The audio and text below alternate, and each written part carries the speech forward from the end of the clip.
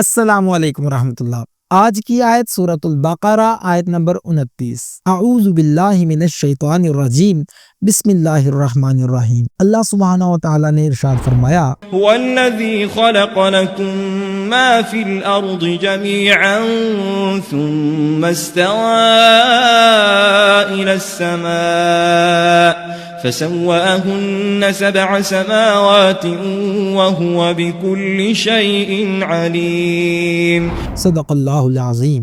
یعنی وہی تو ہے جس نے زمین کی تمام چیزیں تمہارے لیے پیدا کی، پھر آسمان کی طرف قصد کیا اور انہیں 7 آسمانوں کی صورت میں درست کیا، اور وہ ہر چیز کا علم رکھنے والا ہے۔ انسان کی خلافت کے لیے کائنات کی تشکیل، یہ پوری زمین، اس کی فضائیں، وسائل، پہاڑ، دریا، فصلیں، جانور تمہارے لیے بنائے گئے۔ یعنی تم صرف مسافر نہیں ہو بلکہ ذمہ دار ہو۔ یہ سب کچھ یوں ہی اتفاقاً وجود میں نہیں آ گیا، بلکہ ایک عظیم خالق نے تمہارے فائدے کے لیے سوچ کر علم کے ساتھ، حکمت کے ساتھ پیدا کیا۔ قرآن یہاں واضح کرتا ہے کہ زمین کی ہر چیز تمہارے فائدے کے لیے ہے۔ غذا، لباس، مکان، دوا، علم، توانائی۔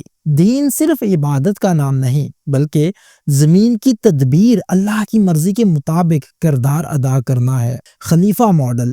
یہی آیت انسان کی زمینی خلافت کی بنیاد رکھتی ہے۔ آسمانوں کی تخلیق، ترتیب، توازن اور علم کا نظام۔ ثم استوى الى السماء فسواهن 7 سماوات۔ جب زمین مکمل ہو گئی تو اللہ نے آسمانوں کو ترتیب دیا۔ 7 آسمان کا تصور، نظم، ترتیب اور ایک مکمل کائناتی ڈھانچہ۔ کائنات کا ہر حصہ، ہر حرکت، ہر قانون ایک علیم و حکیم خالق کے حکم سے ہے۔ یہی آسمان انسان کو غرور سے بچنے اور اپنے مقام کو پہچاننے کا درس دیتے ہیں۔ خلافت کی امانت اور امتحان۔ اگر زمین ہمارے لیے بنائی گئی ہے تو اس کا مطلب یہ نہیں کہ ہم مالک ہیں، بلکہ ہم امین یعنی ٹرسٹی ہیں۔ یہ سب کچھ تمہارے لیے ہے اور تم خود کس کے لیے ہو؟ حدیث نبوی صلی اللہ علیہ وآلہ وسلم ہے کہ یہ دنیا تمہارے لیے ہے اور تم آخرت کے لیے۔ عملی طور پہ ہم اس آیہ مبارکہ کو اپنی زندگی میں کیسے لا سکتے ہیں؟ زمین کو اپنی جاگیر نہیں، امانت سمجھو۔ وسائل، ماحول، سماج سب کا تحفظ کرو۔